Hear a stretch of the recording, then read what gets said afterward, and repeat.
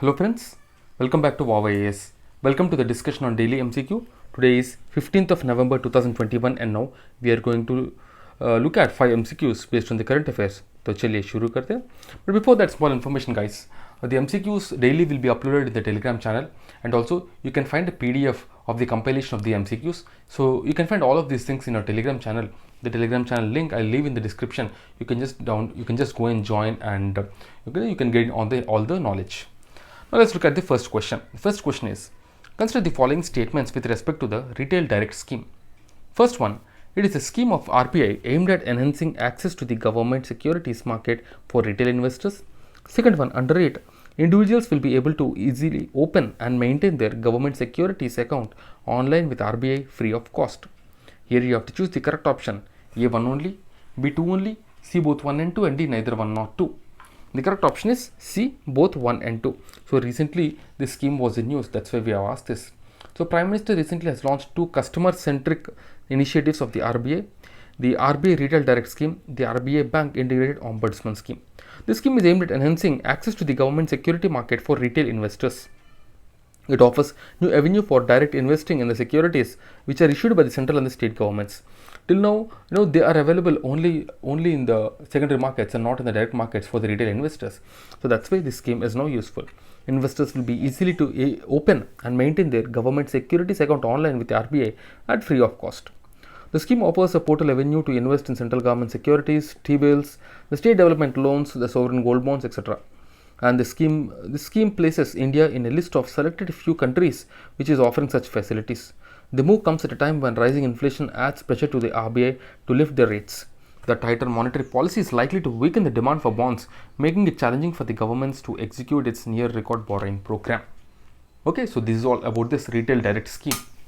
Now let's look at the second question. Consider the following statements with respect to this daylight saving time. First one, usually countries around the equator follow DST. Second one of the object for using the DST is to save energy. You have to choose the correct option, A1 only, B2 only, C both 1 and 2 and D neither 1 nor 2, and the correct option is B, 2 only, because usually this daylight saving time is not used by the countries surrounding the equator, because surrounding equator countries almost will have the same time, I would say, because if you see around equator the sun will be there throughout the year.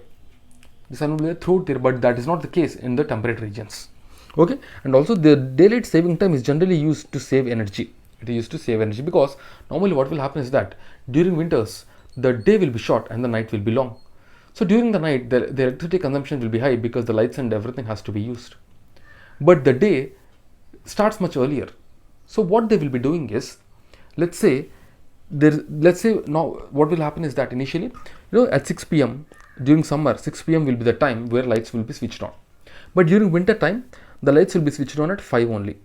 Okay, so what they will do is they will move the time 1 hour earlier. That means during the daylight savings time the 5 o'clock will become 4 o'clock, 6 o'clock will become 5 o'clock. So 1 hour time will be advanced so that morning everyone can come to office earlier, and also by 5 o'clock people can leave the office, so that when the moon comes, or you can say when the light goes away, when the dark comes, people will be at their home and the electricity can be saved at the offices and all. Okay, so that's the main reason of this daylight saving time. And here some more information is given. The daylight saving time was in news this week as the standard time hit the US this past weekend, forcing people to turn their clocks back again and gain an hour of sleep. This is the time for uniformly advancing the clock, so to extend the daylight hours during the conventional waking time in the summer months. This practice is the first suggested in a whimsical essay by Benjamin Franklin in 1784. Right? So some more information I've given here, you can just go through it. But daylight savings is nothing but to increase the daytime, so that all the work can be done during the day, and during night people can go home, people can reach home faster. Now let's look at the third question. Consider the following statements. First one, cord blood is the blood that remains in the umbilical cord and the placenta post delivery. Second one, it contains special cell called hematopoietic stem cell that can be used to treat cancer, blood diseases like anemia, etc. You have to choose the correct statement, A1 only, B2 only, C both 1 and 2 and D neither 1 nor 2. The correct option is C, both 1 and 2. Both 1 and 2 is the correct answer. So the cord blood bank services market hit 1,126 million in 2016, and it is estimated to reach 2,772 million by 2023, and that means it is registering a growth rate of about 13.8% from 2017 to 23. This cord blood is the blood that remains in the umbilical cord and the placenta post delivery, and this contains special stem cells which can be used in treatment of some of the diseases. The cord blood bank is the process of collecting the cord blood and extracting and cryogenically freezing its stem cell and other cells of the immune system for potential future medical use. Globally, the cord blood bank is recommended as a source of stem cell transplantation for some kinds of cancers and disorders where its use is recommended, I would say. Okay, and they can be treated for various other diseases as well, because the fluid is easy to collect and it has 10 times more stem cell than those collected from bone marrow. That is the main reason. Okay, now let's look at the fourth question. The Pakhui Tiger Reserve, sometimes mentioned in media, is located in A. Assam, B. Arunachal Pradesh, C. Uttar Pradesh, and D. Uttarakhand. The correct option is B. Arunachal Pradesh. The Kesar in Hind is Arunachal Pradesh state butterfly, and that's why it was in news. The Pakhui Tiger Reserve, also known as Pakhui Tiger Reserve, is located in Arunachal Pradesh, and it has become Tiger Reserve recently.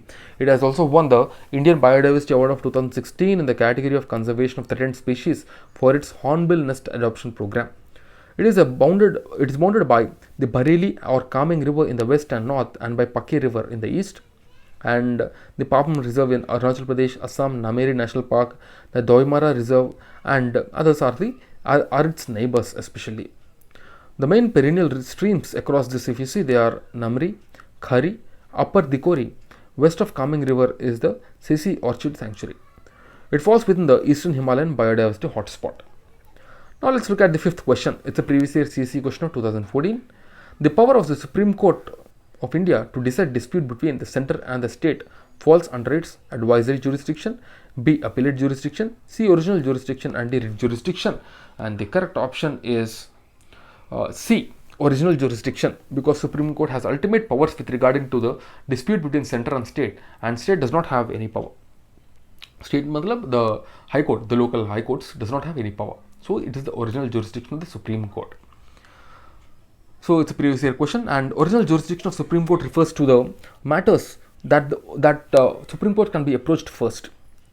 It covers under the Article 131 of the Indian Constitution, and it includes the cases between center and states, between two or more states, okay, and center and any more than one states on one side. Okay, and advisory jurisdiction basically means the Supreme Court, or you can say the court advising the President of India if the President of India asks for something. That is called as advisory jurisdiction.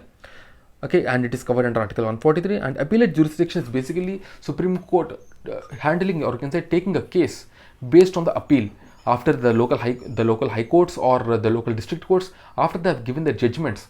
Then on an appeal, the case can go to the Supreme Court, and it is called as appellate jurisdiction. And writ jurisdiction basically means writ is something that the Supreme Court has original jurisdiction upon. The Supreme Court is empowered to issue writs including habeas corpus, mandamus, prohibitions, quo warranty, certiorari for the enforcement of the fundamental rights of the citizen under Article 32. Okay, so this is all about the writ jurisdiction. So these are the questions for the day. And guys, before I leave, just a small information. We provide the test summaries of Vision Mains test series. These summaries can be subscribed at only 1199 rupees from our Telegram channel. The Telegram channel details are there in the description. You can just go and look. These summaries will help you to cover the syllabus at a faster pace, because you have very less time for mains, and now you have to work much more efficiently. So this test series will definitely help you in that.